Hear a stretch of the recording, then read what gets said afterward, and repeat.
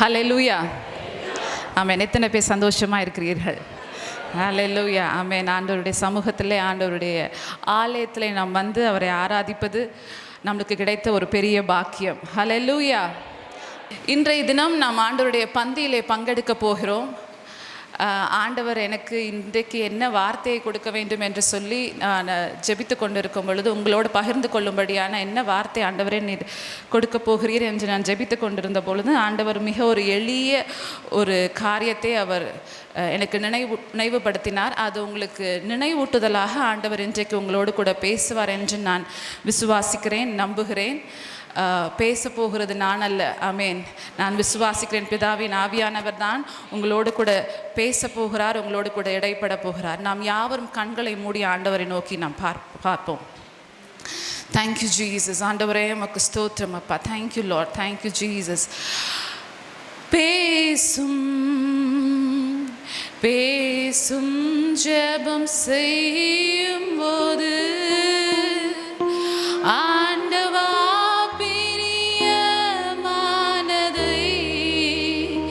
இப்போ காட்டும் செய்ய ஆயத்தம். ஆண்டவா பிரியமானதை இப்போ காட்டும் செய்ய ஆயத்தம். பேசும் பேசும் ஜெபம் செய்யும் போது ஆண்டவா பிரியமானதை எஸ் லார்ட் இப்போ காட்டும் செய்ய ஆயத்தம். ஆண்டவா பிரியமானதை இப்போ காட்டும் செய்ய ஆயத்தம். ஆம் தகப்பனே, உமக்கு பிரியமானது என்ன என்பதை நீர் எங்களோடு கூட பேசும், எங்களோடு கூட இடைப்படும். நாங்கள் அதை செய்ய ஆயத்தமாக இருக்கிறோம். எங்கள் இருதயத்தின் கதவுகள் திறக்கப்படட்டும் ஆண்டவர், எங்கள் காதுகள் திறக்கப்படட்டும் சுவாமி. இந்த வார்த்தை அவர்கள் இருதயத்துக்குள்ளே கிரியை செய்ய விடாதபடிக்கு தடை பண்ணுகிற எல்லா ஆவிகளை நான் இயேசுவின் நாமத்தினாலே முந்தி கட்டுகிறேன். அவள் இருதயங்கள் திறக்கப்படட்டும், அவள் அப்பா அவள் காதுகள் திறக்கப்படட்டும். ஆவியானவர் பேசுவீராக, என்னை மறைத்து நிரடைப்படுவீராக. நான் அல்ல, நான் தகுதியானவள் அல்ல, ஆனால் நீர் உம்முடைய வார்த்தையை கொடுத்தருளும். எப்படி பேச போகிற கிருபைக்காய் நன்றி. இயேசுவின் மூலம் ஜெபிக்கிறோம் நல்ல பிதாவே. ஆமேன், ஆமேன், ஆமேன். ஸோ ஆண்டவர் கொடுத்த நேரத்துக்காக ஆண்டவரை நான் ஸ்தோத்திரிக்கிறேன். வேதத்திலே நாம் ஆதியாகமத்திலிருந்து வெளிப்படுத்தல் வரைக்கும் ஆண்டவர் தன் ஜனங்களோடு கூட இடைப்படுகிற விதத்தை நாம் பார்க்கிறோம். அவர் தன் ஜனங்களோடு கூட அவர் பேசுகிற விதத்தை பார்க்கிறோம், இடைப்படுகிற விதத்தை நாம் பார்க்கிறோம்.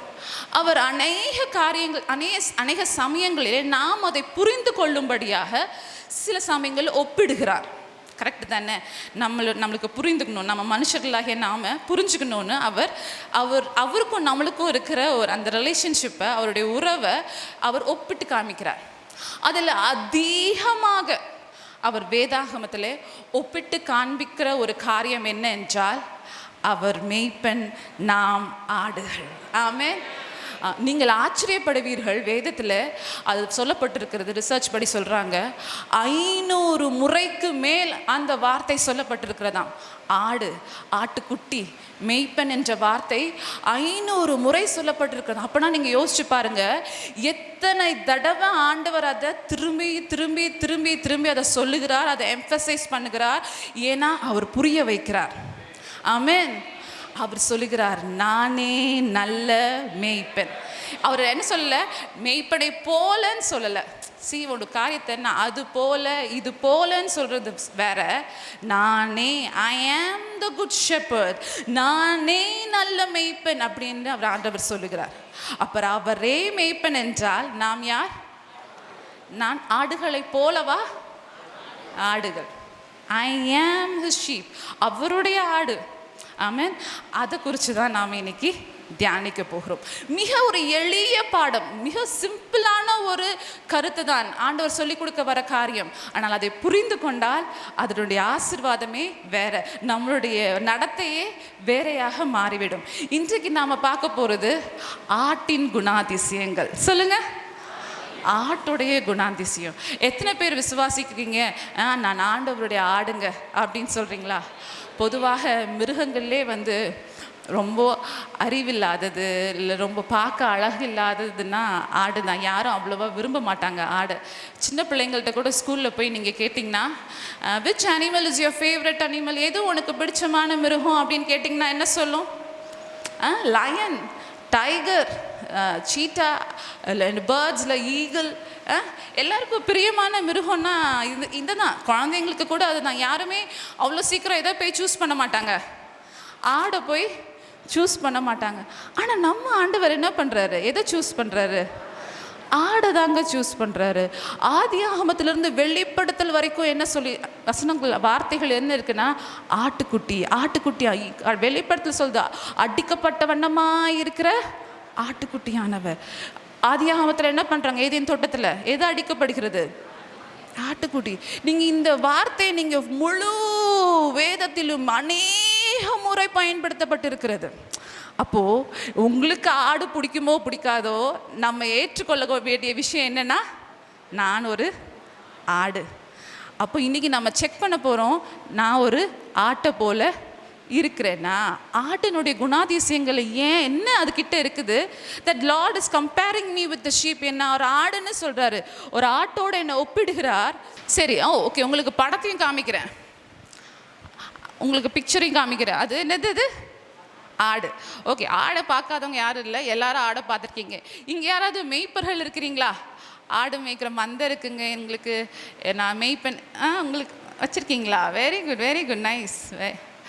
ரொம்ப உங்கள்கிட்ட நிறைய கற்றுக்கணும்.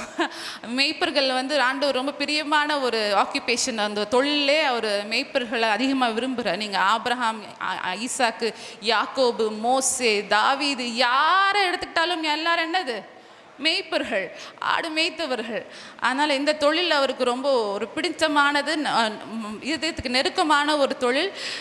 வேதத்தின் பழைய ஏற்பாட்டு காலம், புதிய ஏற்பாட்டு காலத்தில் அதிகமாக அவர் செய்த தொழில் என்னென்னா மேய்ப்பர்களாக இருந்தார்கள். அக்ரிகல்ச்சர் தாண்டி, விவசாயத்தை தாண்டி அவர் அதிகமாக செய்த தொழில் மேய்ப்பர்கள். அதனால தான் ஆண்டவர் அடிக்கடி இதை சொல்லுகிறார். சரி, இப்போ நம்ம பார்க்க போகிறோம் சங்கீதம் 100ஆம் அதிகாரம் 3ஆம் வசனம் என்ன சொல்லுகிறது என்று நாம் பார்ப்போம். கர்த்தரே தேவன் என்று அறியுங்கள், நாம் அல்ல, அவரே நம்மை உண்டாக்கினார், நாம் அவர் ஜனங்களும் அவர் மேய்ச்சலின் ஆடுகளுமாய் இருக்கிறோம். இதில் ரொம்ப வந்து ஒருத்தவர் நம்மளை அடிக்கடி ஆடுன்னு சொல்கிறவர் யார்? இந்த தாவீது. தாவீது என்ன சொல்கிறாரு?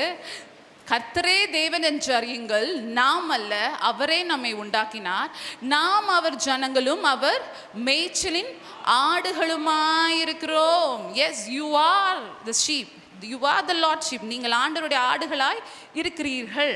ஓகே, யோவான் 10ஆம் அதிகாரத்தையும் சங்கீதம் 23ஆம் அதிகாரத்தையும் நல்லா உங்களுக்கு தெரியும். சங்கீதம் 23 தெரியாதவங்க யாரும் இருக்க மாட்டீங்க. ஸோ அங்கே மெய்ப்பன் என்னெல்லாம் ஆட்டுக்கு பண்ணுறாருன்னு சொல்லி நமக்கு தெரியும். மெய்ப்பன் என்னெல்லாம் பண்ணுறாருன்றது முக்கியமா, இல்லை நம்ம ஆடாக இருக்கிறது முக்கியமா? நம்ம அவர் மெய்ப்பன், அவர் செய்ய வேண்டியது எல்லாத்தையும் கரெக்டாக செய்வாருங்க. ஆனால் நம்ம கரெக்டான ஒரு ஆடாக இருக்கிறோமான்றது தான் முக்கியம். சரி, நான் ஆட்டினுடைய குணாதிசயங்களை நான் பார்க்க போகிறோம். முதலாவது ஒரு கேரக்டர், முதலாவது ஒரு குணம், ஆடுகள் மெய்ப்பனை சார்ந்தே வாழும். முதலாவது என்னது? மெய்ப்பனை சார்ந்தே வாழும். அப்படின்னா என்னன்னா, இங்கிலீஷில் they are totally depend on the shepherd. அது என்ன பண்ணுமா? டிபெண்டன்ஸ் முழுவதும் யாரை சார்ந்து இருக்கிறது? மெய்ப்பனை சார்ந்து. அதுக்கு தன்னால் போய் மேய்ச்சலை கண்டுபிடிக்க முடியாது, தன்னையே தன்னால் பாதுகாத்துக்க முடியாது. சரியான பாதை எது என்றது ஆடுக்கு தன்னால் தேர்ந்தெடுக்க முடியாது. எல்லாத்துக்குமே அது யாரை சார்ந்து கொள்ளுது? மெய்ப்பனை சார்ந்து கொள்ளுகிறது. அதுக்கு என்ன ஒன்றுனாலுமே அது யாரை எதிர்பார்க்குது? ஆடு யாரை எதிர்பார்க்குதுங்க? மெய்ப்பனை எதிர்பார்க்கிறது.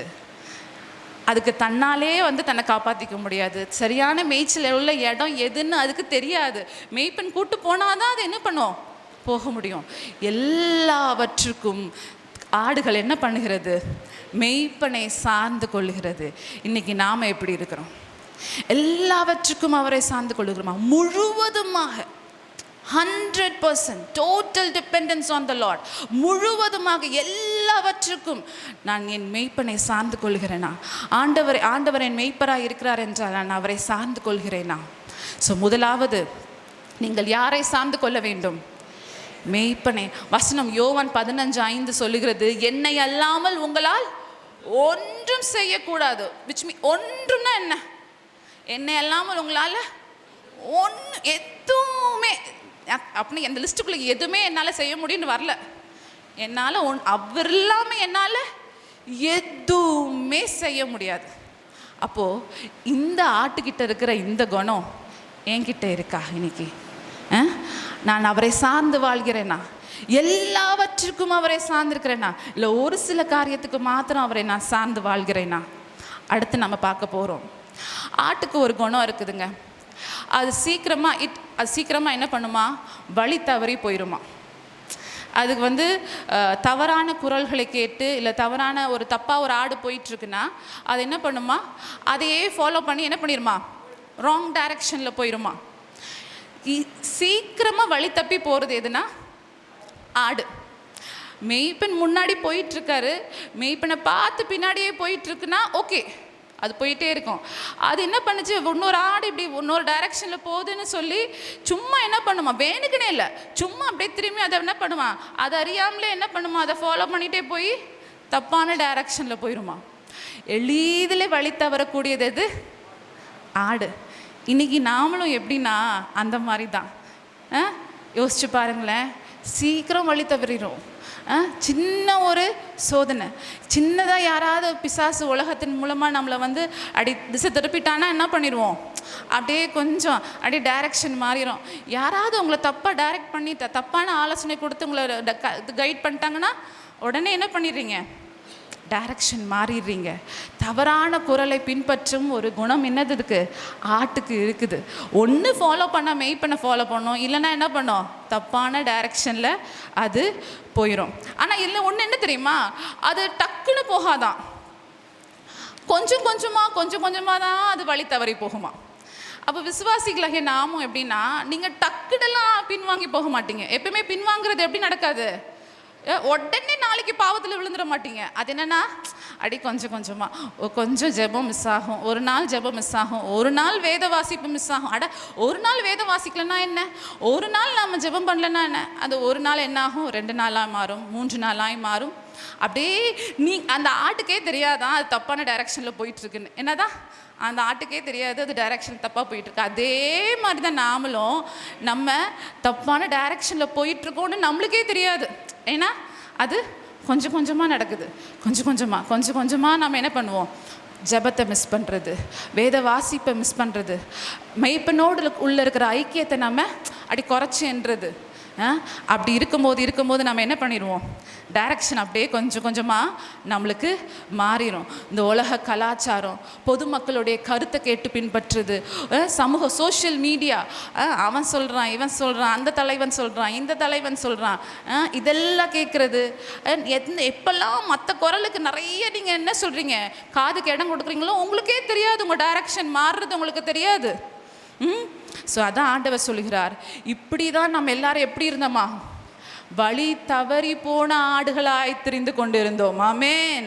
அவன் தன் வழியிலே போனோம். நாம் எல்லாரும் ஆடுகளை போல வழி தப்பி போனோம். ஏசாயா 53:6 சொல்லுகிறது, நாம் எல்லாரும் ஆடுகளை போல வழி தப்பி திரிந்தோம், அவன் தன் வழியிலே போனோம்.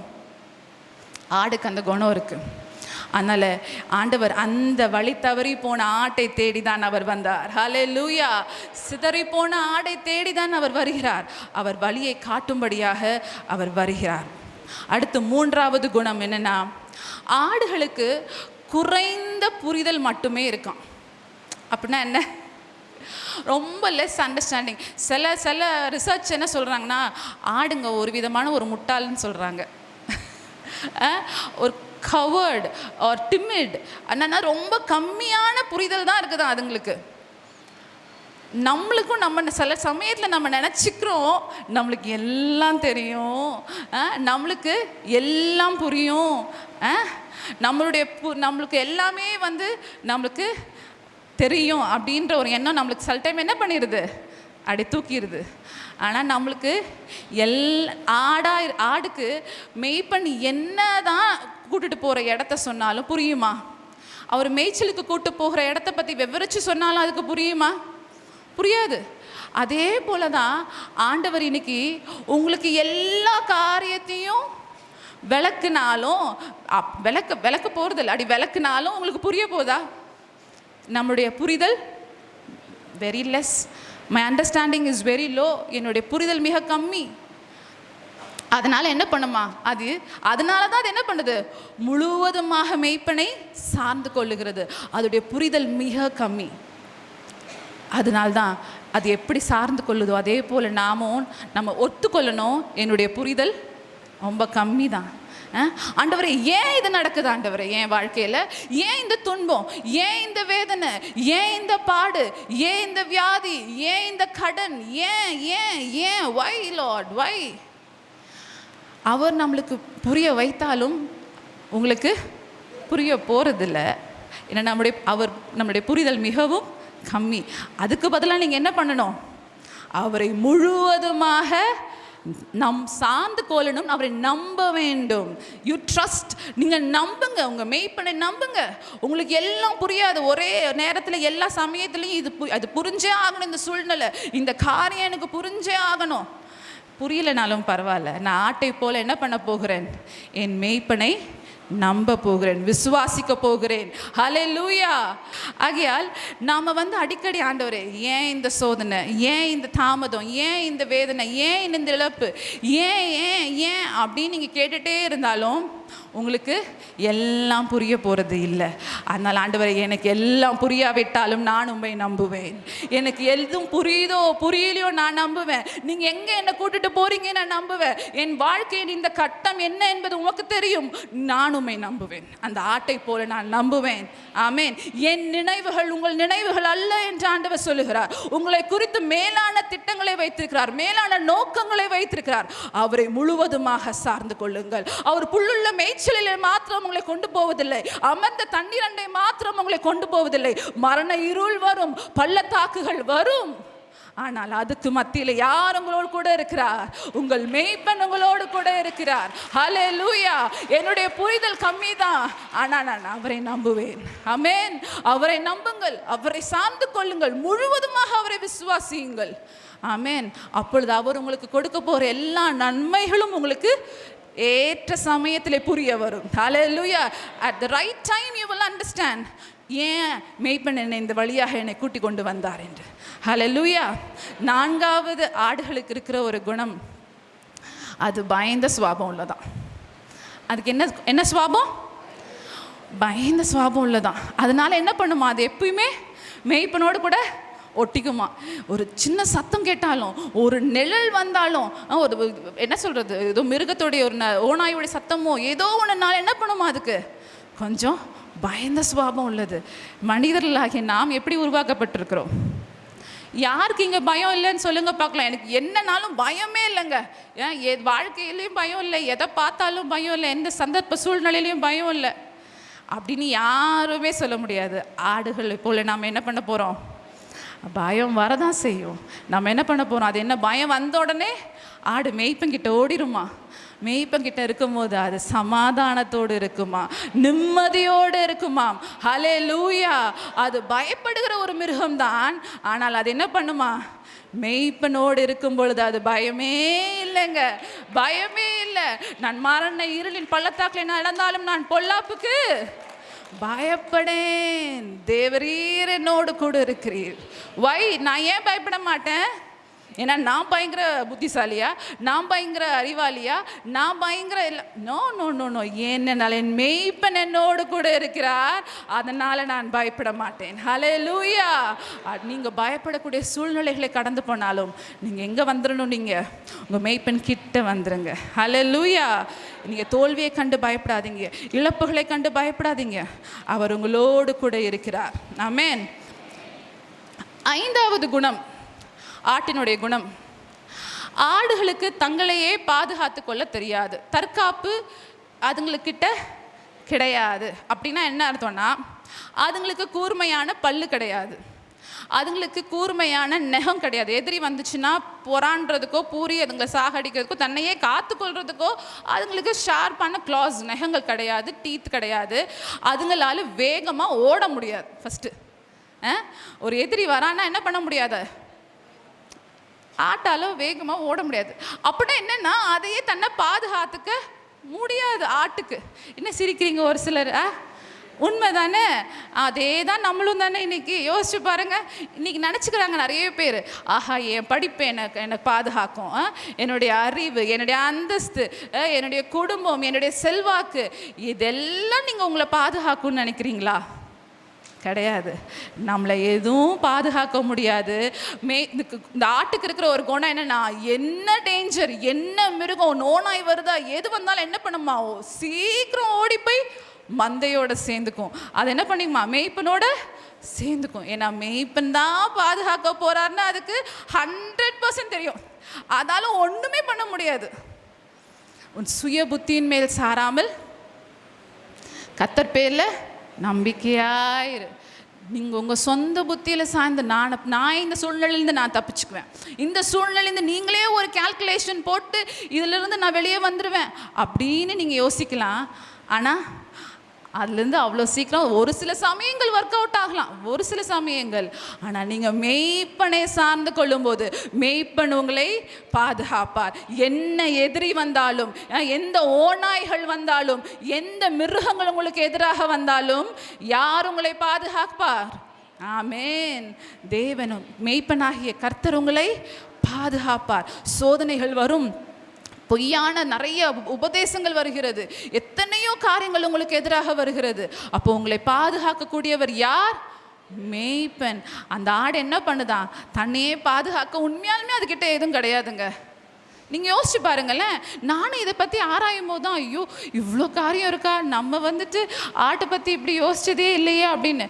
உண்மையாலுமே அதுக்கு நெகம் கிடையாதான், பல்லு கிடையாது, கூர்மையான பல்லு கிடையாதான், வேகமாக ஓட முடியாதான்.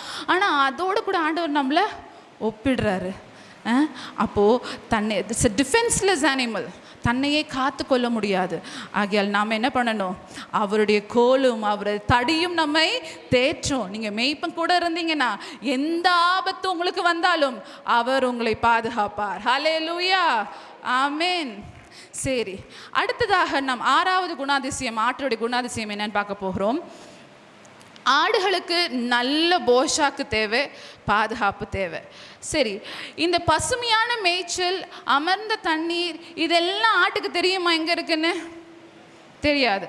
அது எல்லாத்துக்குமே என்ன பண்ணுது, அதுக்கு மேய்ப்பனை சார்ந்து கொள்ளுது. மேய்ப்பன் என்ன பண்ணுறாரு, மேய்ப்பனுக்கு தெரியும் எங்கே அமர்ந்த தண்ணீர் இருக்குது, எங்கே பசுமையான மேய்ச்சல் இருக்குது, எதன் வழியாக கூட்டு போனால் ஆபத்து கம்மி, எங்கே விஷம் நிறைந்த பாம்புகளோ இல்லை செடிகளோ இருக்கிறது அப்படின்னு சொல்லி யாருக்கு தெரியும்? மேய்ப்பனுக்கு தெரியும். அப்போது ஒரு ஆடு நல்ல ஹெல்த்தியாக, நல்ல அதுக்கு தேவையான எல்லாம் போஷாக்கும் கிடைக்கணும்னா அது தனியாக போச்சுன்னா அதுக்கு கிடைக்காது. தனியாக போனால் அதுக்கு பாதுகாப்பும் கிடையாது. மேய்ப்பன் கூட இல்லாமல் இருந்துருச்சுன்னா அதுக்கு தேவையான உணவு கிடைக்குமா? கிடைக்காது. அப்போது ஆடுகளாகிய நம்மளுடைய ஆரோக்கியம் எங்கே இருக்கிறது, நம்மளுடைய நரிஷ்மெண்ட், நம்மளுக்கு தேவையான எல்லா சத்தும் எங்கே இருக்குது? மேய்ப்பங்கிட்ட இருக்குதுங்க. நீங்கள் ஒரு பசுமையான புல்தரையை பார்த்து பெருமைப்படாதீங்க, வா எனக்கு நல்ல மேய்ச்சல், நல்ல இடம் கிடச்சிருக்குன்னு. அதெல்லாம் முக்கியம். எனக்கு நல்ல மேய்ப்பன் இருக்காருங்க, இன்னைக்கு இந்த புல்தரை இல்லைனாலும் வேற ஒரு மேய்ச்சலுக்கு என்னை ஒரு அழைத்து செல்லுவார். ஹல்லேலூயா. மேய்ப்பன் மேலே நம்பிக்கையாக இருங்க. ஆமேன். அதே மாதிரி ஆட்டுக்கு ஒரு நிலைமை இருக்குன்னா, ஒரு கண்டிஷன் சொல்கிறாங்க, காஸ்ட் ஷீப்னு சொல்கிறாங்க. என்னதுன்னா காஸ்ட் ஷீப் அப்படின்னா ஒரு கண்டிஷன் என்ன, ஆட்டுக்கு இப்படி கீழே விழுந்துருச்சுன்னு வச்சுக்கோங்களேன், பின்புறமாக முதுகு பக்கமாக விழுந்துருச்சுன்னா அதால் எந்திரிக்க முடியாதான், அதால் எந்திரிக்க முடியாதான். ஒன்று மேய்ப்பன் தூக்குனாதான் அதால் திரும்பி எந்திரிச்சு, சில டைம் அப்படியே விட்டுட்டா செத்துருமா. என்னங்க, குப்புற பின்னாடி விழுந்துருச்சு, முதுகு பக்கமாக விழுந்துருச்சுன்னா அதுக்கு பேர், அது condition is called cast sheep. காஸ்ட்டுன்னு வாங்க. அதனால என்ன பண்ணுமா, அது அப்படியே கிடக்குமா. மேய்ப்பன் வந்து தூக்கி விட்டாதான் அது என்ன பண்ணுமா மறுபடியும். எவ்வளோ காமெடியாக இருக்குது சில டைம் யோசிக்கும் போது, இந்த ஆட்டை யோசிக்கும் போது. இன்றைக்கி காமெடியாக நம்ம யோசிச்சு சிரிக்கலாம். இன்றைக்கி நம்ம நிலைமையும் அதுதான். கீழே விழுந்துட்டிங்கன்னா, பாவத்தில் விழுந்துட்டிங்கன்னா, நீங்களே உங்களை நினச்சாலும் தூக்கி விட முடியாது. இன்னொருத்தவங்க வந்து உங்களை தூக்கணும்னு நினச்சாலும் தூக்க முடியாது. உங்கள் மேய்ப்பன் வர வேண்டும். இன்னொரு ஆடு வந்து தூக்கி விட முடியுமா? அதுவும் முடியாது. ஆனால் மேய்ப்பன் வருகிறார். அவரே வந்து சிலுவையில் அறையப்பட்டு உங்களை கீழே கிடந்த உங்களை அவர் தூக்கி எடுக்கிறார். விழுந்து கிடந்த என்னையே காப்பாற்றிக்க முடியாதுங்க. ஆனால் என் மேய்ப்பன் வந்தார். ஹல்லேலூயா. என்னை தூக்கி எடுத்தார். ஆமென். வழி தெரியாமல் அலைந்து கொண்டிருந்த என்னை, கீழே விழுந்து கிடந்த பாவத்திலே முள்ளிலும் புதரிலும் கிடந்த என்னை யார் தேடி வந்தார்? நல்ல மேய்ப்பனாகிய இயேசு வந்தார். அவர் மாத்திரம்தான் என்னை தூக்கிவிட முடியும். அந்த ஆடு அப்படியே கடந்துச்சுன்னா அது என்ன பண்ணிடுமா? செத்து போயிடுமா. யாரும் வந்து தூக்கலைன்னா அது என்ன பண்ணிடுமா? செத்து போயிடுமா. இன்றைக்கி நம்ம ஒத்துக்கணும். ஆக்சுவலாக நம்ம ஒத்துக்கணும். உங்களுக்கு ஆடு பிடிக்குதோ பிடிக்கலையோ, ஆண்டவர் நம்மளை ஆட்டோட கம்பேர் பண்ணுறாருன்னா இந்த குணங்கள் நம்மளுக்கு இருக்குது. ரிசர்ச் படி அவங்க சொல்கிறாங்க, humans and sheep they have more traits together. நம்மளுக்கு நிறைய பிஹேவியரல் பேட்டர்ன்ஸ் நம்மளுக்கு ரொம்ப சிமிலராக இருக்குதுன்னு சொல்கிறாங்க. நம்மளுக்கு ரொம்ப அதிகபட்சம் ஒத்துமை இருக்குதுன்னு சொல்கிறாங்க, ஆட்டுக்கும் நம்மளுக்கும். அதனால் நம்மளுக்கு போஷாக்கு வேணும்னா எங்கே இருக்கணும்? மேய்ப்பனோடு இருக்கணும்.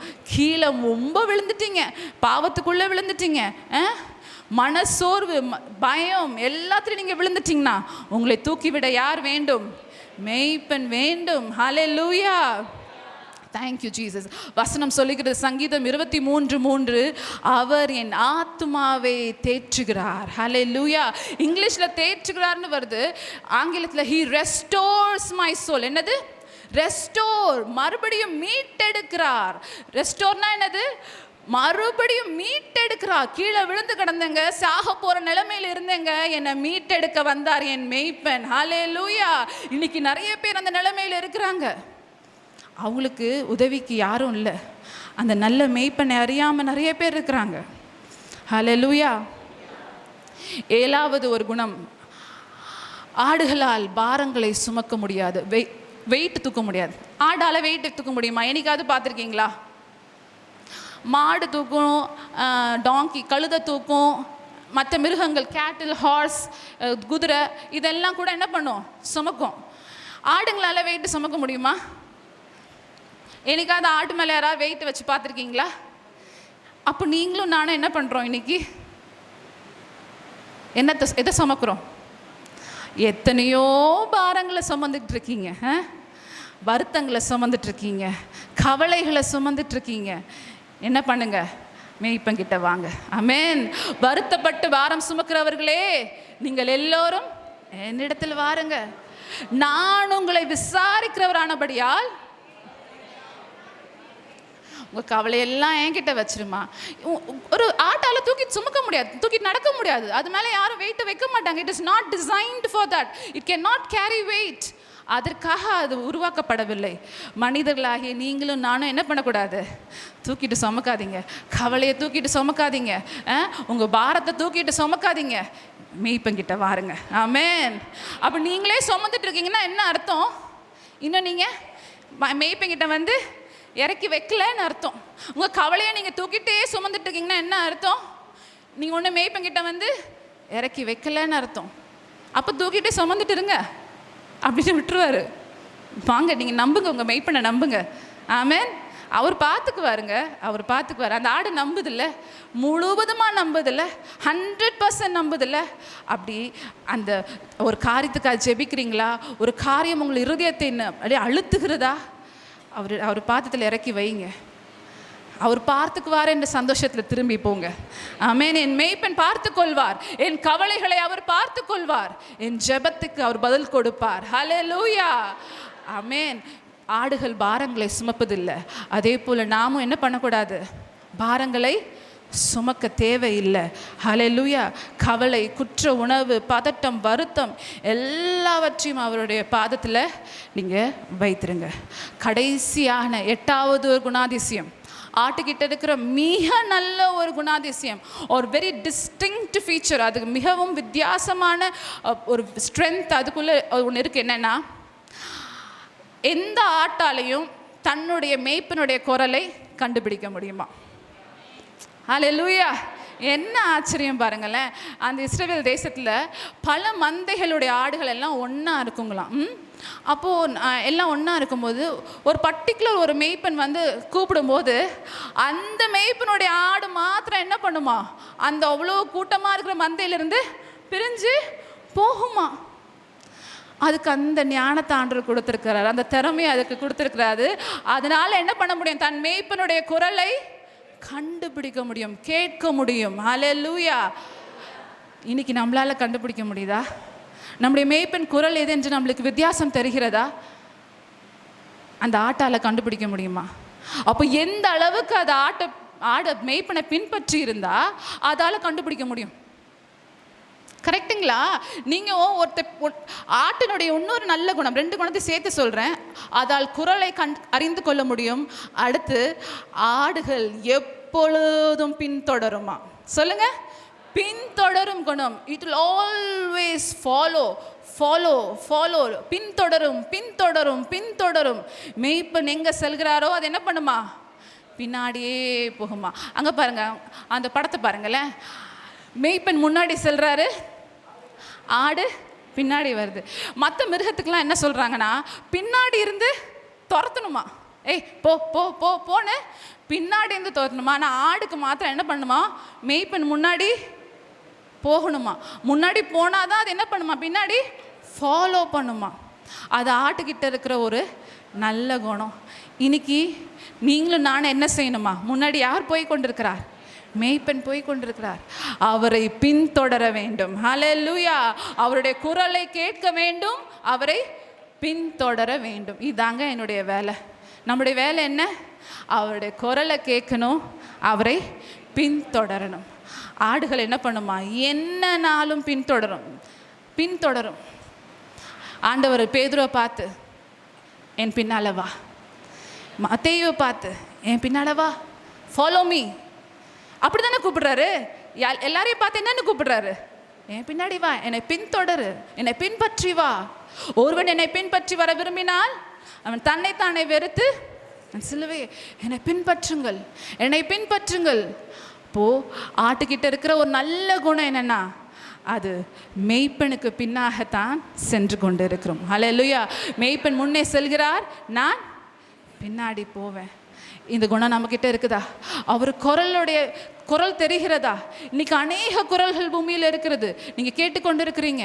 ஓனாய் கூட சில டைம் என்ன பண்ணுமா, ஆட்டுத்தோலை போத்திட்டு வந்து உங்கள்கிட்ட பேசும். நீங்கள் குரலுடைய வித்தியாசம் தெரிய வேண்டும். ஆட்டுக்கு தெரியுமா? உண்மையான ஆடாக இருந்தால் அதுக்கு தெரியுமா? ஆகையால் நாம் அந்த அதிகாரத்தை நாம் பார்ப்போம். யோவான் 10ஆம் அதிகாரத்தை எடுத்துக்கொள்வோம். யோவான் 10. நீங்கள் இந்த யோவான் 10ஆம் அதிகாரத்தை நீங்கள் ஃபுல்லாக வீட்டில் போய் வாசிச்சு பாருங்களேன். மிக அருமையாக ஆண்டவர் விளக்கி இருப்பார். அவருக்கும் ஆட்டுக்கும் இருக்கிற அந்த கனெக்ஷன், மேய்ப்பனுக்கும் ஆட்டுக்கும் இருக்கிற கனெக்ஷனை அழகாக விளக்கி இருப்பார். அதில் அவர் சொல்லுகிறார், ஆடுகளும் என் சத்தத்துக்கு செவி கொடுக்கிறது. அவன் தன்னுடைய ஆடுகளை பெயர் சொல்லி கூப்பிட்டு அவைகளை வெளியே நடத்தி கொண்டு போகிறான். அவன் தன்னுடைய ஆடுகளை வெளியே விட்ட பின்பு அவைகளுக்கு முன்பாக நடந்து போகிறான். என்ன வசனம் சொல்லுது? 4வது வசனம். அவன் தன்னுடைய ஆடுகளை வெளியே விட்ட பின்பு அவைகளுக்கு முன்பாக நடந்து போகிறான். ஆடுகள் அவன் சத்தத்தை அறிந்திருக்கிறபடியினால் அவனுக்கு, ஓ வாட் கேரக்டர் பார்த்தீங்களா? ஆடுகள் அவன் சத்தத்தை அறிந்திருக்கிறபடியினால் அவனுக்கு பின் செல்லுகிறது. ஆமென். அந்நியருடைய சத்தத்தை அறியாதபடியினால் அவைகள் அந்நியனுக்கு பின்னாக செல்லாமல் அவனை விட்டோடி போகும். ஹல்லேலூயா! அடுத்து தொடர்ந்து சொல்லிட்டே வராருங்க. நானே நல்ல மேய்ப்பன். 11க்கு வந்தீங்கன்னா, நல்ல மேய்ப்பன் ஆடுகளுக்காக தன் ஜீவனை கொடுக்கிறான். ஹல்லேலூயா! அவர் எப்படிங்க உரிமையா சொல்றாரு என்ன ஆடுகள்னு? ஏன் ஆடு நீ?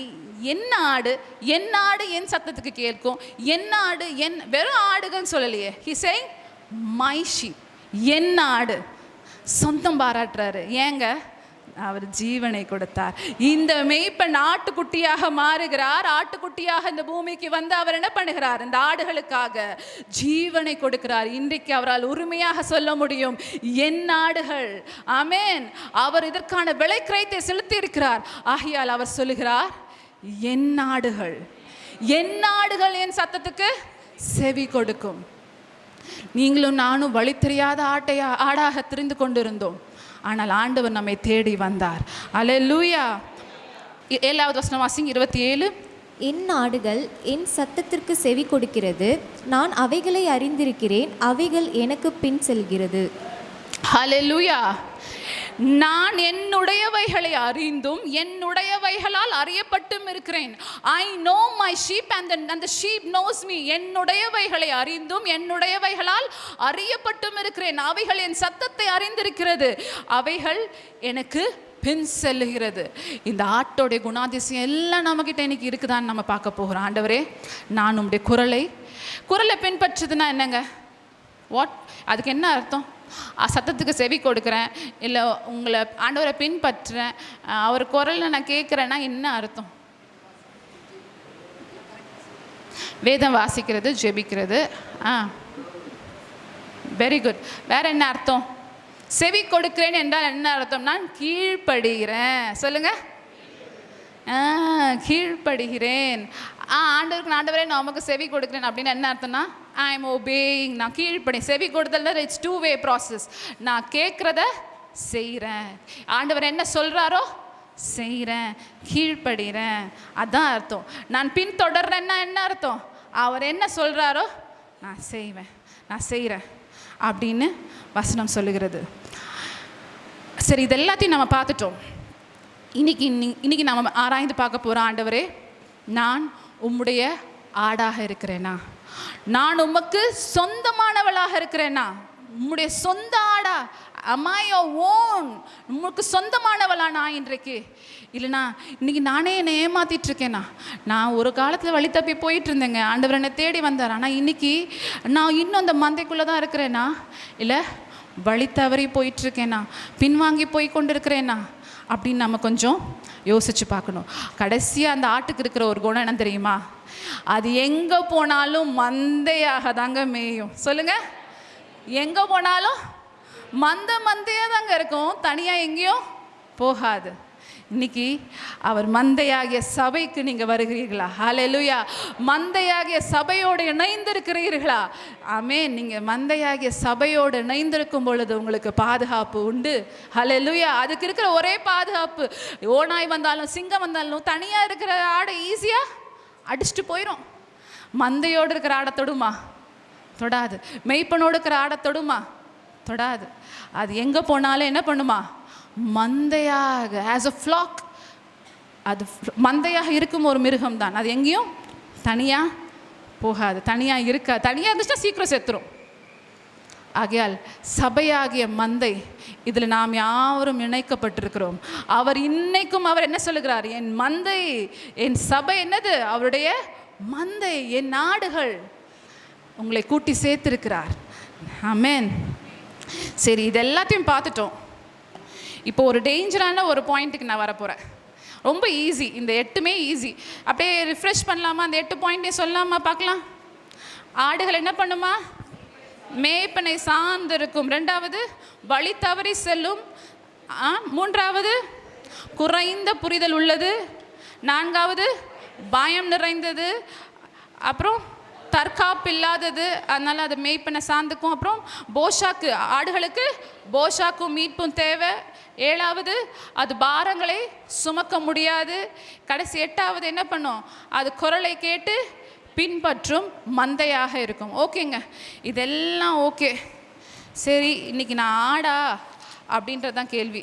ஆட்டோடைய குணாதிசயங்களை பார்த்துட்டோம். இப்போ கடைசியாக நம்ம பார்க்க போகிறது மத்தேயு 25ஆம் அதிகாரம் 31லேருந்து படிங்க யாராவது. 31லேருந்து 46 வரைக்கும். மத்தேயு 25. அன்றியும் மனுஷகுமாரன் தமது மகிமை பொருந்தினவராய் சகல பரிசுத்த தூதரோடும் கூட வரும்போது தமது மகிமையுள்ள சிங்காசனத்தின் மேல் வீற்றிருப்பார்.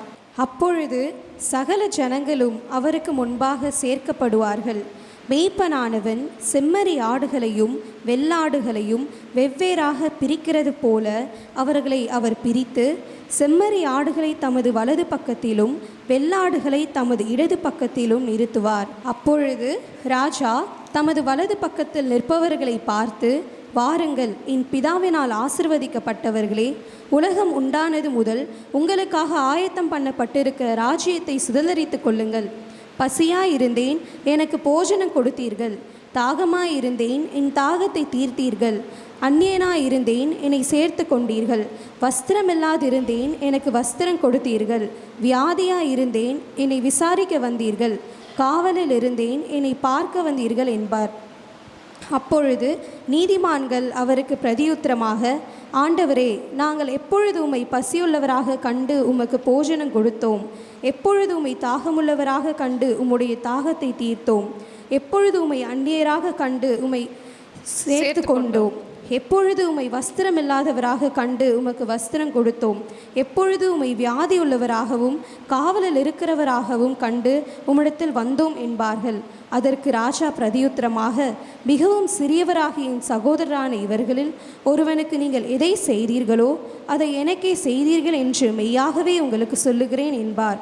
அப்பொழுது இடது பக்கத்தில் நிற்பவர்களை பார்த்து அவர், சபிக்கப்பட்டவர்களே, என்னை விட்டு பிசாசுக்காகவும் அவர் தூதர்களுக்காகவும் ஆயத்தம் பண்ணப்பட்டிருக்கிற நித்திய அக்கினியிலே போங்கள். பசியாயிருந்தேன். சரி, ஸோ இங்கே கடைசி ஆண்டவர் சொல்லுகிறாரு, அவர் மறுபடியும் வரப்போகிறார். ஹல்லேலூயா. அவர் மறுபடியும் வந்து என்ன செய்வாராம்?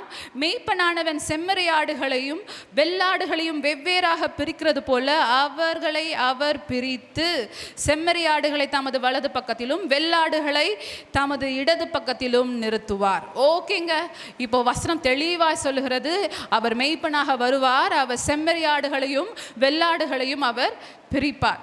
தமிழ் பைபிளில் பொதுவாக எல்லா இடங்களிலும் என்ன வருது? ஆடு ஆடு ஆடுன்னு வருது. இந்த இடத்துல வரும்போது மட்டும் என்னன்னு வருது? செம்மறி ஆடுன்னு வருது, வெள்ளாடுன்னு வருது. இங்கிலீஷ் பைபிளில் எடுத்துக்கிட்டிங்கன்னா எல்லா இடத்துலையும் என்ன வருது? ஷீப் ஷீப் ஷீப் ஷீப்புன்னு வருது. இந்த இடத்துல வரும்போது ஷீப்புன்னு வருது, கோட். என்னதுங்க? ஷீப்பு, கோட்டு. தமிழில் செம்மறி ஆடு வெள்ளாடு. ஷீப்னா செம்மறி ஆடு, கோட்னா வெள்ளாடு. இப்போ நீங்கள் படத்தில் பார்க்குறது என்னதுன்னா கோட், வெள்ளாடு. சொல்லுங்கள். வெள்ளாடுனோட என்னடா வெள்ளை கலரில் இல்லைன்னு பார்க்காதீங்க. ஓகே, ஷீப் எப்படி இருக்கும்? ஷீப் போடுங்க, ஷீப்போடைய படத்தை போடுங்க. இது ஷீப்பு, அது செம்மறி ஆடு, இது கோட்டு, வெள்ளாடு. ஓகே, இது இப்போ என்ன டேஞ்சர் பாயிண்ட்னா, இப்போது ரெண்டும் ஆக்சுவலாக தூரத்துலேருந்து பார்க்க ஒரே மாதிரி இருக்குமா? சொல்லுங்கள். தூரத்துலேருந்து பார்க்க ஒரே மாதிரி, நம்ம ஊரில் ரொம்பவே ஒன்றா தெரியும். ஒன்றா பார்த்தா என்ன எப்படி இருக்குமா? ஒன்றா இருக்குமா? ஆனால் ரெண்டுமே வேற வேற குணங்களுடைய மிருகங்கள். they belong to the same family. ஒரே குடும்பத்தை, ஆட்டின் குடும்பத்தை சேர்ந்தது தான் வெள்ளாடும் செம்மறி ஆடும். ஆனால் ரெண்டும் உடைய குணாதிசயங்கள் முற்றிலுமாக வேறுபட்டவை. பாருங்களேன், ஒரு பயங்கரமான ஒரு டேஞ்சர் இருக்குது. இன்னைக்கு நீங்கள் யோசிக்க போகிறீங்க, நான் செம்மறி ஆடா இல்லை வெள்ளாடா? இது தாங்க இப்போ கொஸ்டினே. நம்ம ஃபஸ்ட்டு ஆடாக இருக்கிறீங்களான்னு நீங்கள் யோசிக்கணும். என் மெய்ப்பனுடைய ஆடா நான் அப்படின்னு ஃபஸ்ட்டு நீங்கள் யோசிக்கணும். அடுத்து நீங்கள் என்ன யோசிக்கணும்? நான் செம்மறி ஆடா வெள்ளாடா? am I a sheep or a goat? சரி, கோட்டுடைய குணதிசை டக்கு டக்குன்னு சொல்லவா? ஒன்றும் இல்லை, நான் சொன்ன எல்லாத்துக்கும் ஆப்போசிட்டு. ரொம்ப அதனுடைய அது கோட்டுடைய குணங்கள் என்னதுன்னா, வெள்ளாட்டுடைய குணம்னா பயங்கர சுதந்திரமானது. சுதந்திரமாக இருக்கணுமா, தனியாக தான் சுற்றும். என்ன பண்ணுமா வெள்ளாடு? என்ன பண்ணுமா கோட்டு? அது தனியாக சுற்றும். அது என்ன பண்ணாது? சேர்ந்து இருக்காது, யாரையும் சார்ந்து இருக்காது. ரெண்டாவது, பயங்கர ஸ்டபர்ன், பிடிவாதம் கொண்டது எது? வெள்ளாடு. அதுக்கு என்ன இருக்குது? 2 கொம்பு இருக்குது. தெரியுதுங்களா? கோட்டுக்கு என்ன இருக்குது? 2 கொம்பு இருக்குது. சில டைம் ஷீப்புக்கு மோஸ்ட்டாக கொம்பு இருக்காது, சில சமயங்களில் கொம்பு இருக்கும். அப்படியே ஷீப்புக்கு கொம்பு இருந்தாலும் அது எப்படி இருக்குமா? அது சுருண்டு கீழ்வாட்டத்தில் இருக்குமா. இந்த கோட்டுக்கு எப்படி இருக்குமா? வெள்ளாட்டுக்கு இப்படி நிமிர்ந்து இப்படி கூராக நிற்குமா. அப்புறம் பார்த்தீங்கன்னா ஷீப்புக்கு என்னென்னா, செம்மறி ஆட்டுக்கு வால் என்ன பண்ணுமா? கீழ்வாட்டமாக இருக்குமா, இதுக்கு எப்படி இருக்குமா வால் அப்பியரன்ஸ்லேயே மேலே தூக்கிட்டு இருக்குமா. அதுக்கு கொஞ்சம் என்ன ஜாஸ்திங்க, பெருமை ஜாஸ்தி, தலக்கணம் ஜாஸ்தி. எதுக்கு? வெள்ளாட்டுக்கு.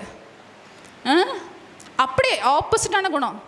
அதுக்கு தனக்கு விருப்பமான இஷ்டமான இடத்துல தான் போய் மேயும். தனக்கு இஷ்டமான இடத்துல தான் போய் என்ன பண்ணுமா, மேயும், புல் மேயுமா. அது புல்லை மட்டும் சாப்பிடாது, தனக்கு என்னெல்லாம் கிடைக்குதோ அதெல்லாம் சாப்பிடுமா. ஆடு என்ன பண்ணுமா, அந்த செம்மறி ஆடு தலையை கீழே குனிஞ்சிட்டே தான் புல்லை மேயுமா. இது என்ன பண்ணுமா, 2 காலை பின்னாடி வச்சு 2 காலை மரத்து மேலே ஊனி செடிகளை எக்கி எக்கி தலையை நிமிர்ந்து அது சாப்பிடுமா. நல்ல இனிமேல் என்ன பண்ணணும், நீங்கள் கொஞ்சம் கவனிக்கணும். ஆடெல்லாம் கொஞ்சம் இது செம்மறி ஆடா வெள்ளாடான்னு வித்தியாசம் கண்டுபிடிக்கணும்னா அதை கொஞ்சம் கவனிக்கணும். நீங்கள் அதை நடத்தையை கவனிக்கணும். அப்புறம் அது எந்த தலைவனு கீழேயும் அடங்கி இருக்காது. எங்கே போனாலும் என்ன பண்ணுமா, அது பிரச்சனை பண்ணுமா. அப்படின்னா சண்டை போடும், முட்டும். ஆடு நல்லா என்ன பண்ணும், முட்டும். அது ஒரு எல்லைக்குள்ளே இருக்குன்னு சொன்னீங்கன்னா என்ன பண்ணுமா, அந்த எல்லையை தாண்டி போகிறதுக்கு வழி தேடுமா. எப்படியாவது அந்த எல்லையை தாண்டி போகிறதுக்கு வழி தேடும். எங்கே போனாலும் பிரச்சனையை உண்டு பண்ணும். இப்போ நிறைய பேர் சிரிக்கிறீங்க என்னை பார்த்து. இன்னைக்கு நான் செம்மறி ஆடா வெள்ளாடா ஆண்டவரே, இது சிரிக்கக்கூடிய காரியமாக இருந்தாலும் ஆண்டவர் சொல்லுகிறார், ரெண்டும் ஒரே மந்தையில் தான் இருக்குதுங்க. They are in the same flock. அது என்ன பண்ணுமா, இந்த வெள்ளாடு அப்பைக்கப்போ என்ன பண்ணுமா, இந்த செம்மறி ஆடு எங்கெல்லாம் மேயுதோ அப்பப்போ வந்து மேய்ஞ்சிட்டு போகும். அது மேய்கிற ஒரே இடத்துல தான் அதுவும் என்ன பண்ணுமா, மேயும். பார்த்தீங்களா, இங்கே 2 ஒன்றா தானே மேய்ஞ்சிட்டு இருக்குது. ஆனால் என்ன தெரியுமா, பெரிய வித்தியாசம். அந்த வெள்ளாட்டுக்கும் மேய்ப்பனுக்கும் சம்பந்தமே இல்லைங்க, உறவே இல்லைங்க. ஏன்னா அது என்னன்னா மேய்ஞ்சிட்டு போயிடும். அப்பப்போ சபைக்கு வர்றது மேய்ப்பனுக்கும் அதுக்கும் ஒரு உறவே கிடையாது. அது மேய்ப்பன் நாடை எங்கே கூட்டு போகிறாரோ அது பின்னாடி போகாது. கொஞ்ச நேரம் மேய்ஞ்சிட்டு அப்புறம் போயிடும். தூரத்துலேருந்து பார்க்க செம்மறியாடும் வெள்ளாடும் ஒரே மாதிரி இருக்குமா. அதுக்கு மேய்ப்பனுக்கு மட்டும்தான் வித்தியாசம் தெரியுமா, இது செம்மறியாடு இது வெள்ளாடு. ஒரே மந்தையில் சில சமயத்தில் அது மேயும், பார்ப்பதற்கு ஒரே மாதிரி தான் இருக்கும். ஆனால் குணங்கள் முற்றிலும் வேறுபட்டவை, முற்றிலும் வேறுபட்டவை. அவர் கடைசி நாளில் வந்து ஆட்டையும் ஓனாயும் பிரிக்க போறதில்ல. அவர் என்ன பிரிக்க போகிறார், செம்மறி ஆடுகளையும் வெள்ளாடுகளையும் அவர் பிரிக்க போகிறார். இன்னைக்கு நாம யோசிக்க போகிறோம், நம்ம கிட்ட என்ன குணம் இருக்குது? செம்மறி ஆட்டின் குணம் இருக்கிறதா இல்லது வெள்ளாட்டின் குணம் இருக்கிறதா? am I a sheep or a goat? ரெண்டும் பார்க்க ஒரே மாதிரி இருக்கும். வெளியே பார்க்க நான் பெரிய பரிசுத்தவாட்டி வெள்ளை ட்ரெஸ்ஸு போட்டிருக்கேங்க, நான் சர்ச்சுக்கு ரெகுலராக வரேங்க. ஆனால் திங்கக்கிழமையிலேருந்து சனிக்கிழமை வரைக்கும் ஆண்டவருக்கும் எனக்கு சம்மந்தமே இல்லைங்க, எனக்கும் அவருக்கும் உறவே இல்லைங்க. ஞாயிற்றுக்கிழமை மாத்திரம் நான் வந்து அட்டண்டன்ஸ் போடுறேங்க மந்தையில் வந்து, அப்படியே சும்மா கொஞ்சம் புல்லு மேய்ஞ்சிட்டு போகிறேங்க. பார்க்க நானும் வெள்ளை ட்ரெஸ், வெள்ளை சாரி, வெள்ளை பேண்ட்டு, வெள்ளை சட்டை, அந்த அந்நிய பாஷையில் நிரம்புறது, ஆவியில் குதிக்கிறது. அவருக்கு வித்தியாசம் தெரியும். ஹல்லேலூயா. நீங்கள் அவரோடு கூட வைத்திருக்கிற உறவு யாருக்கு தெரியும்? என் மெய்ப்பனுக்கு தெரியும். அவர் பிரிப்பார். அவர் செம்மறி ஆடுகளையும் வெள்ளாடுகளையும் பிரிப்பார். He will separate the sheep and the goat. Am I a sheep today? Am I a goat today? நாம் யோசித்து பார்க்க வேண்டும். ஆனால் என்ன தெரியுமா, அங்கே ஒரு அருமையான ஒரு குணம் இங்கே சொல்கிறாரு பிரிக்கும் பொழுது. அந்த ஷீப்பு, அந்த ஆடு, செம்மறி ஆடு மேய்ப்பனோட இருந்து இருந்து இருந்து என்னன்னா கடைசியில் மேய்ப்பனுடைய குணம் தாங்க வெளிப்படுது. அது என்ன பண்ணுதா, அது பசியுள்ளவர்களுக்கு ஆகாரம் கொடுக்கிறது, தாகம் உள்ளவர்களுக்கு தண்ணீர் கொடுக்கிறது, அந்நியரை சேர்த்து கொள்ளுகிறது, சிறையுண்டவர்களை நோக்கி பார்க்கிறது. அப்போதான் சொல்லுது அது ஆண்டவரை பார்த்து, நீதிமான்கள் சொல்லுகிறாள், ஆண்டவரே நாங்கள் எப்போ உங்களை பார்த்தோம், நாங்கள் எப்போ உங்களை பசியோட பார்த்தோம், நாங்கள் எப்போ உங்களை தாகத்தோட பார்த்தோம். இந்த சகோதரராகிய சிறியருக்கு நீங்கள் எதை செய்தீர்களோ அதை எனக்கே செய்தீர்கள். ஆட்டுக்கிட்ட இருந்து என்ன வெளிப்படுதுங்க, மேய்ப்பனுடைய குணம் வெளிப்படுது. ஐயோ, நான் இங்க இருந்து அவரோட போஷாக்கு மட்டும் பெற்றுக்கொள்ளல, ஆசீர்வாதத்தை மாற்றும் பெற்றுக்கொள்ளலைங்க மேய்ப்பனோட இருந்து இருந்து. ஆனா அந்த மேய்ப்பனுடைய குணத்தை நான் வெளிப்படுத்த அழைக்கப்பட்டிருக்கிறேன். ஹல்லேலூயா, ஆமென். பசியா இருக்கிறவர்களுக்கு ஆகாரம் கொடுக்கிறார்கள், தாகமா இருக்கிறவர்களுக்கு தண்ணீரை கொடுக்கிறார்கள், அந்நியரை உபசரிக்கிறார்கள், சேர்த்து கொள்கிறார்கள். அவர்களுக்கே தெரியாம செய்யறாங்க. ஏன்னா அந்த குணம் வெளிப்படுது. அந்த மேய்ப்பனுடைய குணம் அந்த ஆட்டின் கிட்ட இருந்து என்ன பண்ணுது? வெளிப்படுகிறது. அவர்களை நீதிமான்கள் என்று அவர் அழைக்கிறார். ஹல்லேலூயா, வாங்க உள்ள வாங்கன்றாரு. அதே அந்த பக்கம் இடது பக்கத்தில் இருக்கவங்களை பார்த்து சொல்றாரு, சபிக்கப்பட்டவர்களே நீங்க என்ன பண்ணுங்க, நித்திய அக்கினிக்கு போங்க. அப்போ அவங்களும் கேட்குறாங்க, ஆண்டவரே நாங்கள் எப்போ உங்களை பார்த்தோம்? நாங்கள் எங்கே எப்போ உங்களை பசியாக பார்த்தோம்? நாங்கள் எப்போ உங்களை உடை இல்லாமல் பார்த்தோம்? நாங்கள் எப்போ? அப்போ என்ன அர்த்தம்னா, எனக்கு சுயநலம் சுயநலம் சுயநலம். இந்த ஆட்டுடைய இன்னொரு குணம் என்னென்னா, எல்லாமே தான் சாப்பிட்றது, தனக்குரியது, அது மட்டும்தான் என்ன பண்ணுமா அந்த வெள்ளாடு யோசிக்குங்களாம். ஆனால் செம்மறியாடுக்கு அந்த தோல் இருக்கு பாருங்க, அந்த ரோமம், அது என்ன பண்ணுமா, அதை எடுத்து என்ன பண்ணுவாங்க, கம்பளி உள்ளன் க்ளோத்ஸ்லாம் செய்வாங்க. அந்த இன்னொன்று என்ன தெரியுமாங்க, அந்த கோட் கிட்ட என்ன தெரியுமா, அதுக்கிட்ட அது உள்ளே கிடையாது, அதுக்கிட்ட என்ன இருக்குதா, முடி. வெள்ளாட்டுக்கிட்ட என்ன இருக்குதா, முடியாது, அது யூஸே இல்லைன்றாங்க. செம்மறி ஆட்டுக்கிட்ட இருக்கிற அந்த கம்பளி, அந்த ரோமம் வந்து பயங்கர பிரயோஜனம் உள்ளது. அப்போது நீங்கள் ஆண்டவரோட மெய்ப்பனோடு இணைந்திருக்க உங்களுக்குள்ளே இருந்த அந்த மெய்ப்பனுடைய குணங்கள் வெளிப்படும். ஹல்லேலூயா, ஹல்லேலூயா, ஆமென். இன்னைக்கு நாம் யோசிக்க போகிறோம், என் மெய்ப்பனுடைய குரலை நான் கேட்குறேனா, அவரை பின்பற்றுகிறேனா, முழுவதுமாய் அவரை சார்ந்திருக்கிறேனா, மெய்ப்பனுடைய குணங்கள் என்னிடத்திலிருந்து வெளிப்படுகிறதா? ஹல்லேலூயா. எல்லாவற்றுக்கும் மேலாக நான் மெய்ப்பனுக்கு அடங்கி இருக்கிறேனா, அவருக்கும் எனக்கும் ஒரு நல்ல உறவு இருக்கிறதா? அது மெய்ப்பனால மாத்திரம்தான் சொல்ல முடியும். வெளியேந்து பார்க்குற எங்களால் சொல்ல முடியாது, யாராலையும் சொல்ல முடியாது. இந்த பூமியில் வைத்திருக்கிற மேய்ப்பர்கள் பாஸ்டரால் சொல்ல முடியாதுங்க. ஆனால் ஆண்டவருக்கு தான் தெரியும். நீங்கள் அவரோடு கூட வைத்திருக்கிற உறவு, உங்கள் தனிப்பட்ட உறவு எப்படிப்பட்டது, தனிப்பட்ட முறையில் நீங்கள் வேதம் வாசிக்கிறதும், அவருடைய சத்தத்தை கேட்கிறதும், அவரோடு கூட நேரம் செலவிடுகிறதும் என் மேய்ப்பன் அறிவார். ஹல்லேலூயா. சரி, நீங்க எல்லாம் மந்தைக்குள்ள இருக்கிறீங்க.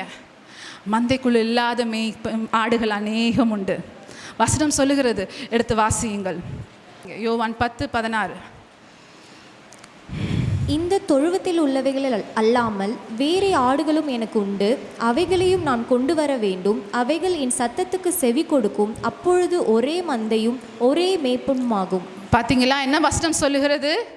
இந்த தொழுவத்தில் இல்லாத, இந்த மந்தையில் இல்லாத ஆடுகள் என்ன இருக்கிறதாம், வெளியே இருக்கிறது. அவைகளும் உள்ள வரணும். அவைகள் என் சத்தத்துக்கு செவி கொடுக்கும். அப்போ இந்த வெளியே தொழுவத்தில் இல்லாத ஆடுகள் உள்ள வரணும்னா நீங்கள் தொழுவத்திலே இருந்தால் வந்துருமா? அவரை ரட்சிக்கப்பட்டு அவருடைய அன்பை ருசிச்ச நீங்கள் என்ன பண்ணணுமா? அந்த காணாத அவர் ஆட்டை தேடி, அவர் எப்படி உங்களை தேடி வந்தாரோ, நீங்கள் அந்த காணாத ஆட்டை தேடி நாம போக வேண்டும். அவர் வசனம் சொல்லுகிறது, அவர் சீஷர்களை ஊழியத்துக்கு அனுப்ப போது என்ன சொல்றாரா, நான் உங்களை ஓநாய்களுக்குள்ளே ஆடுகளை அனுப்புகிறது போல நான் உங்களை அனுப்புகிறேன். நீங்க போங்க, you will win this world. நீங்க காணாத அந்த தேடி போய் இந்த ஆடுகளை தேடி போங்க. வழி தவறி இருக்கிற ஆடுகளை தேடி போங்க. இஸ்ரவேலர்களை அவர் மீட்டு கொண்டார், இப்பொழுது புறஜாதிகளை அவர் மீட்டு கொள்ளுகிறார். ஹல்லேலூயா. அந்த ஆடுகளை தேடி போங்க. தன் சீஷர்களை அனுப்புகிறார், 2 பேரை அனுப்புகிறார். அப்ப என்ன ஊமை சொல்லுகிறார்? நான் ஆடுகளை ஓநாய்களுக்குள்ளே அனுப்புகிறது போல நீங்கள் போங்க, உங்களுக்கு ஆண்டவர் ஞானத்தை கொடுப்பார். சர்ப்பத்தை போல வினா உள்ளவர்களாக, புறாவை போல கபடற்றவர்களாக இருங்கள் என்று சொல்லுகிறார். அப்பொழுது இன்னைக்கு நான் மந்தைக்குள்ள இருக்கிறேங்க, நான் ரொம்ப சேஃபா இருக்கிறேங்க. No, there are more sheep outside. அவருக்குரிய ஆடுகள் அநேகம் வெளியே உண்டு. மந்தையில் சேராத ஆடுகள் அநேகம் உண்டு. எங்கிலும் அந்த பாடலை அப்பா அடிக்கடி பாடுவாரு. காடுகளில் பல நாடுகளில் என் ஜனம் சிதறுண்டு சாகுவதா, பாடுபட்டேன் அதற்காகவுமே. தேடுவோர் யார் என் நாடுகளை, அழைக்கிறார் இயேசு, அவரிடம் பேசு நடத்திடுவார். இன்றைக்கு நீங்கள் மெய்ப்பனுடைய ஆசீர்வாதத்தை பெற்றுக்கொண்டீங்க. வழி தெரியாமல் போயிட்டு இருந்த, காணாமல் போயிட்டு இருந்த உங்களை தேடி ஆண்டவர் வந்தார். அந்த 99 விட்டுட்டாருங்க, அந்த 1 தேடி போகிறார். ஹல்லேலூயா. 99 ஆடுகள் இருக்குது, கரெக்ட் தான். நம்மளுக்கு 99 பெருசா 1 பெருசா? பொதுவாக சொல்லுங்க, நம்ம மனுஷன் இயல்பு என்ன? 99 இருக்குல்ல, ஒன்று தானே? இல்லைங்க, அந்த ஒன்று தான் நான். அந்த ஒரு ஆடு, தொலைந்து போன அந்த ஒரு ஆடு, காணாத ஆட்டின் பின்னே இயேசு கண்ணீருடன் அலைந்தார். அவர் அன்போடு இன்றைக்கும் அழைக்கிறார். ஒருவேளை இந்த சபைக்குள்ள இருக்கிற நீங்கள் வழி தவறி போயிருந்தால், நான் ஏதோ பேருக்கு நான் ஒரு ஆடை போல சுத்திட்டு இருக்கேன்னு நினைச்சினீங்கன்னா, இன்றைக்கு ஆண்டவர் மறுபடியும் உங்களை அழைக்கிறார். மந்தைக்குள் வரும்படி உங்களை அழைக்கிறார். அதே சமயம் மந்தைக்குள்ள இருக்கிற அவருடைய ஆடுகளாகிய நீங்கள் அவரை அறியாத ஆடுகளை தேடி நாம் போக வேண்டும். ஹல்லேலூயா. அந்த பாடலை பாடுவோமா? ஃபாதர் ஐயா நல்ல அழகா இந்த பாடலை பாடி இருக்கிறார். பாடுவோமா? நல்ல மேய்ப்பன் குரலை கேட்பேன், நாளும் பின்தொடர்வேன். நல்ல மேய்ப்பன் குரலை கேட்பேன், நாளும் பின்தொடர்வேன். தோளில் அமர்ந்து கவலை மறந்து, தோளில் அமர்ந்து கவலை மறந்து தொடர்ந்து பயணம் செய்வேன், தொடர்ந்து பயணம் செய்வேன். எனது தலைவன் இயேசுராஜன் மார்பில் சாய்ந்து சாய்ந்து மகிழ்ந்து மகிழ்ந்திருப்பேன். எனது தலைவன் இயேசுராஜன் மார்பில் சாய்ந்து சாய்ந்து மகிழ்ந்து மகிழ்ந்திருப்பேன். பசும் புல் மேய்ச்சல் அமர்ந்த தண்ணீர் அழைத்து செல்பவரே, பசும் புல் மேய்ச்சல் அமர்ந்த தண்ணீர் அழைத்து செல்பவரே. ஆத்துமாவை தினமும் தேற்றி, ஆத்துமாவை தினமும் தேற்றி அணைத்துக் கொள்பவரே, அணைத்துக் கொள்பவரே. எனது தலைவன் இயேசுராஜன் மார்பில் சாய்ந்து சாய்ந்து மகிழ்ந்து மகிழ்ந்திருப்பேன். ஹல்லேலூயா. ஆமென். இந்த நல்ல மெய்ப்பெண் நமக்கு உண்டு. ஹல்லேலூயா. இப்படி ஒரு நல்ல மெய்ப்பெண் இருக்கிறாரான்னு கூட தெரியாம நிறைய ஆடுகள் வெளியே இருக்குதுமா. நிறைய ஆடுகள் இருக்கிறது, அவங்களுக்கு தெரியாது. இப்படி ஜீவனை கொடுத்து நம்மளை தூக்கி எடுத்த ஒரு மெய்ப்பெண் இருக்கிறார் என்று சொல்லி அநேக ஆடுகளுக்கு தெரியாது. நாம் அவர்களை தேடி செல்ல வேண்டும். அப்பொழுது ஒரே மந்தையும் ஒரே மெய்ப்பெண்ணுமாயிருப்போம். ஹல்லேலூயா. அவர்கள் இந்த மந்தைக்குள்ள வரும் பொழுது ஒரே மந்தையும் ஒரே மெய்ப்பெண்ணுமாயிருப்போம். வேதத்தில் அழகாய் சொல்லுகிறது, அவரே நல்ல மேய்ப்பன், அவரே பெரிய மேய்ப்பன், அவரே பிரதான மேய்ப்பன். ஹல்லேலூயா. He is the good shepherd, he is the great shepherd and he is the chief shepherd. அவருக்கு அத்தனை பெயர்கள் உண்டுங்க. அவர் தன்னையே அவர் இந்த பூமிக்கு வரும் பொழுது நான் பெரிய தீர்க்கதரிசி என்று சொல்லிக் கொள்ளவில்லை, தன்னை பெரிய ஒரு அப்போஸ்தலன் என்று சொல்லிக் கொள்ளவில்லை, தன்னை பெரிய ஒரு சுவிசேஷகன் என்று சொல்லிக் கொள்ளவில்லை. அவர் தன்னையே அறிமுகப்படுத்தும் போது என்ன சொல்லுகிறார்? நானே நல்ல மேய்ப்பன். அவர் இன்னைக்கும் சொல்லுகிறார், நானே நல்ல மேய்ப்பன், நானே பிரதான மேய்ப்பன், நான் உங்களை காப்பாற்றுவேன், நான் உங்களை சுமப்பேன், நான் உங்களை ஏந்துவேன், நான் உங்களை விசாரிப்பேன். எசேக்கியேல் ரொம்ப அழகா சொல்லுகிறது, ஏசாயாவில் அழகாய் சொல்லுகிறது, இதோ நானே என் ஆடுகளை விசாரித்து அவைகளை தேடி பார்ப்பேன். எசேக்கியேல் 34, 11, 12, 13 எல்லாம் நீங்க வாசிச்சு பார்த்தீங்கன்னா ரொம்ப அருமையா இருக்கும். எலும்பு முறிந்ததை காயம் கட்டி நசல் கொண்டதை திடப்படுத்துவேன் என்று ஆண்டவர் சொல்லுகிறார். ஆட்டுக்குட்டிகளை தமது புயத்தினால் சேர்த்து தமது மடியிலே சுமந்து கரவலாடுகளை மெதுவாய் நடத்துவார். இப்படி ஒரு மேய்ப்பனை நீங்கள் பார்க்க முடியாது. ஹல்லேலூயா. நம்ம இன்னும் மேய்ப்பனுடைய குணத்தை பார்க்கணுன்னா நிறைய இருக்குது. இன்றைக்கி நம்ம ஆட்டோடைய குணத்தை மாத்திரம் நம்ம பார்த்துருக்கோம். வெள்ளாடு செம்மறியாடா என்று நம்ம பார்த்துருக்குறோம். ஆனால் என் மேய்ப்பன் அவர் போதும். ஆகையால் தான் தாவீது சொல்லுகிறான், கர்த்தர் என் மேய்ப்பராய் இருக்கிறார், நான் தாழ்ச்சி அடையேன். இப்போ புரிகிறதா ஏன் அவன் சொல்லுகிறான்? அவன் மேய்ப்பனாய் இருந்ததுனால அவனுக்கு தெரியும், அவர் என் மேய்ப்பராய் இருக்கிறார், நான் தாழ்ச்சி அடையேன். என் ஜீவனுள்ள நாளெல்லாம் என்ன தொடரும்? நன்மையும் கிருபையும் என்னை தொடரும். நான் கர்த்தருடைய வீட்டிலே நீடித்த நாட்களாய் நிலைத்திருப்பேன். ஹல்லேலூயா. தமிழ்லங்க தாழ்ச்சி அடையேன்னு சொல்லுது, ஆனா ஆங்கிலத்துல ஐ ஹாவ் எவ்ரிதிங் ஐ நீட் அப்படின்னா என்ன அர்த்தம்? எனக்கு வேண்டிய எல்லாம் எனக்கு கொடுக்கப்படும். என்னிடம் என் மேய்ப்பன் கொடுப்பார். எனக்கு வேண்டிய எல்லாம். I have everything I need. I lack nothing. எனக்கு குறைவே இல்லை. எனக்கு குறைவென்று ஒன்று இல்லவே இல்லை. ஏனென்றால் என் தேவன், என் ஆண்டவர் என் மேய்ப்பனாய் இருக்கிறார். ஹல்லேலூயா. வசனம் சொல்லுகிறது, யோவான் 10ஆம் அதிகாரத்தை நீங்க வாசிச்சீங்கன்னா, அவன் என் கைக்குள்ளாக இருக்கிற ஆடுகள் ஒருவரும் என் கையிலிருந்து அவர்களை பறித்து கொள்ள முடியாது என்று வசனம் சொல்லுகிறது. ஆண்டவர் சொல்லுகிறார், என் ஆடுகள் என் சத்தத்துக்கு செவி கொடுக்கிறது. அவைகள் என் கைக்குள்ள இருக்குதுங்க. யாரும் அது கெட்டு போவதில்லை. எதுவுமே அது என்ன கையிலிருந்து பறித்து கொள்ள போவதில்லை. அப்படிப்பட்ட ஒரு பாக்கியம் இந்த ஆட்டுக்கு உண்டு. ஆனால் நீங்கள் அவருடைய ஆடா? அவருடைய சத்தத்தை கேட்கிறீங்களா? எல்லாவற்றுக்கும் அவரை சார்ந்திருக்கிறீர்களா? இல்லை என்றால் ஆட்டை போல ஒரு வேஷம் போட்டுக்கொண்டு வெள்ளாடாக நாம் ஏமாற்றி கொண்டிருக்கிறோமா நம்மளையே? அதற்கு பிடிவாதம் ஜாஸ்தி, பெருமை ஜாஸ்தி. தன்னாலே செய்து முடிக்க முடியும், தன்னாலே மேய்ச்சலை கண்டுபிடித்து கொள்ள முடியும் என்று சொல்லி எங்கே போனாலும் பிடிவாதம், வாக்குவாதம், விதண்டாவாதம், காயப்படுத்துவது. ஆனால் ஆடுதான், ஆட்டின் குடும்பத்தை சார்ந்தது தான் வெள்ளாடும். நாம் இன்னைக்கு எந்த இடத்துல இருக்கிறோம்? இன்னைக்கு உலகம் பாருங்களேன், அது எவ்வளோ நார்மலைஸ் பண்ணுதுங்கன்னா நீங்கள் கொஞ்சம் தெரிஞ்சுக்கணும், வாலிபர்கள் தெரிஞ்சுக்கணும். இன்னைக்கு யாராவது ரொம்ப பயங்கரமான பெரிய ஆட்கள் ஆயிட்டாங்கன்னா, கிரிக்கெட்டில் இல்லை வேறு எதுலையாவது ரொம்ப பெரிய ஃபேமஸ் ஆயிட்டாங்கன்னா அவங்கள என்னன்னு சொல்லுவாங்க தெரியுமா? கோட். என்னவா பாருங்க, உலகம் இன்னைக்கு என்ன பேர் வைக்குதுன்னா, இப்போ விராட் கோலி இல்லை யாராவது பயங்கரமான சாதனை புரிந்து விட்டார்கள்னா அவங்களை என்னன்னு சொல்கிறாங்க? கோட்.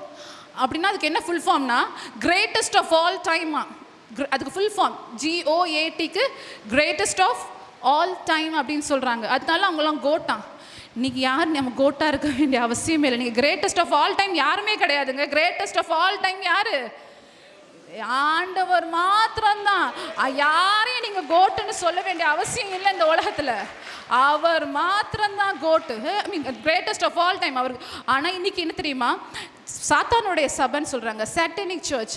சேட்டனிக் சர்ச்சுக்கு நம்மளுக்கு எப்படி ஆதியாகமத்திலிருந்து வெளிப்படுத்தல் வரைக்கும் ஆட்டுக்குட்டியானவர் முன்னாக வைக்கப்படுகிறாரோ, இந்த சாத்தான் சபையில் என்ன அடையாளம்னா இந்த கோட்டு தாங்க சிம்பிள். என்னது? வெள்ளாடு. வெள்ளாடு இந்த 2 கொம்போடு இருக்கிறதா அவங்களுடைய சின்னம், அடையாளம்.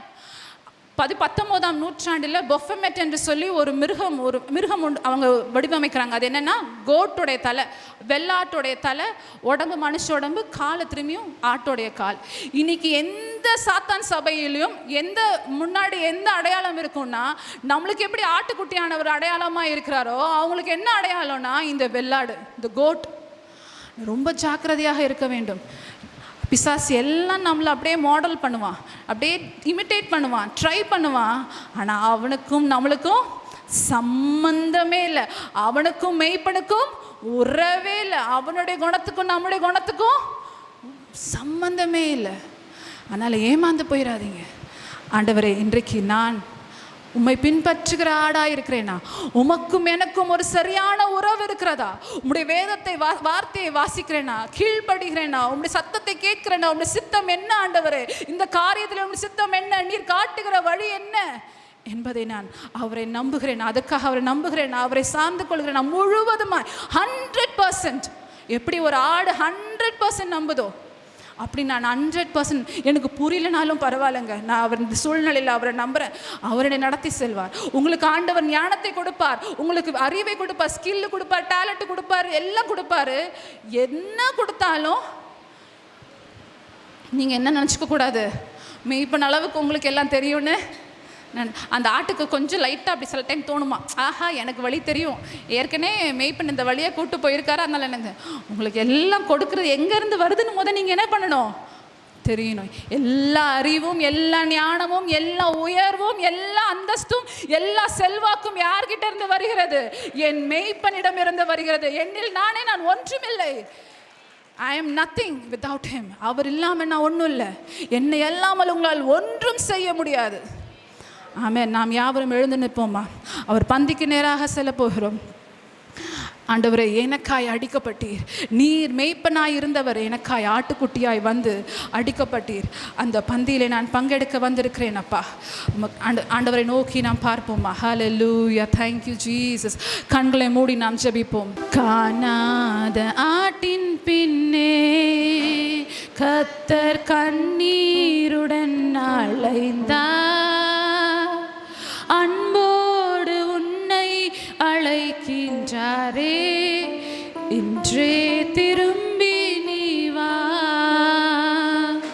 காணாத ஆட்டின் பின்னே கண்ணீருடன் அலை. சத்தமா பாட தெரிந்தவர்கள். அன்போடு உன்னை அழைக்கின்றாரே, இன்றே திரும்பி நீ வா. ஆட்டின் பின்னே எத்தனை நேரம் உன்னை அழைத்தார், இத்தனை காலம் நீ தள்ளலாமோ? எத்தனை நேரம் உன்னை அழைத்தார், இத்தனை காலம் நீ தள்ளலாமோ?